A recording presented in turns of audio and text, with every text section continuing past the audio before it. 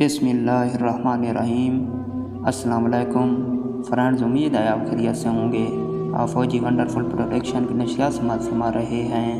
हमारा आज का मौजू है, आज की सुबह की बाजमात नमाज से मैं थोड़ा लेट हो गया।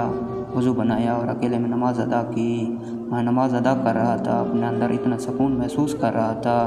मैं दिल में चाह रहा था नमाज लंबी हो जाए, नमाज की अदायगी करता रहूँ। नमाज की अदायगी में मुझे इतना मज़ा आ रहा था, मैं दिल ही दिल में अल्लाह की हम्द व सना कर रहा था। सोच रहा था, अल्लाह तेरा शुक्र है मुझे मुसलमान पैदा किया।